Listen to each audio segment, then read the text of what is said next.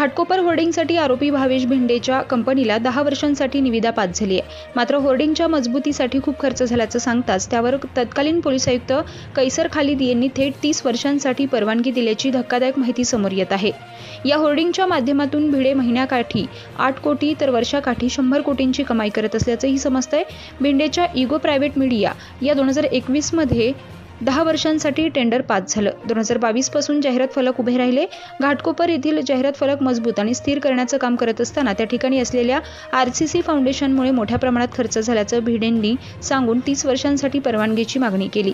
त्यावर कैसर खालिद यांनी 7 जुलै 2012 रोजी त्यांना 30 वर्षांसाठी परवानगी दिल्याचं माहिती अधिकारातून निदर्शनास आलंय। त्यामध्ये सुरक्षेपेक्षा रेट कार्डची माहिती सविस्तर दिसून आली आहे। भिंडेला या होर्डिंगमधून वर्षाला 100 कोटी मिळत होते असा आरोप यापैकी पोलीस कल्याण निधीत फक्त 2.25 कोटी रुपये जमा झाल्याचा आरोप करत नेते किरीट सोमय्या यांनी केली आहे। तसेच उद्धव ठाकरे यांना यातून पैसे मिळत असल्याचाही आरोप त्यांनी केलाय।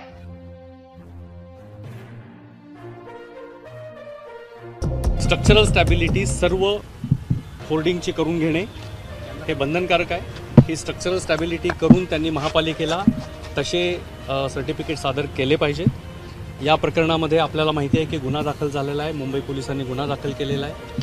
त्या व्यतिरिक्त ज्यांनी स्ट्रक्चरल स्टॅबिलिटी सर्टिफिकेट दिलं होतं त्याला देखील आम्ही आता स्पष्टीकरण विचारलेलं आहे आणि त्याच्यावर देखील योग्य ती कारवाई करण्यात येईल। तर या पद्धतीचे आता ॲक्शन घेतलेले आहेत आणि मुंबईमध्ये जे महापालिकाचे परवानाधारक होर्डिंग आहेत त्या सर्वांची तपासणी आमच्या वॉर्ड लेवलवरती चालू आहे। पनवेल, नवी मुंबई आणि रायगड जिल्ह्यातील ताज्या बातम्या आणि नवीन घडामोडी पाहण्यासाठी सबस्क्राइब करा कोकण संध्या न्यूज चॅनल आणि दाबा बेल आयकॉन।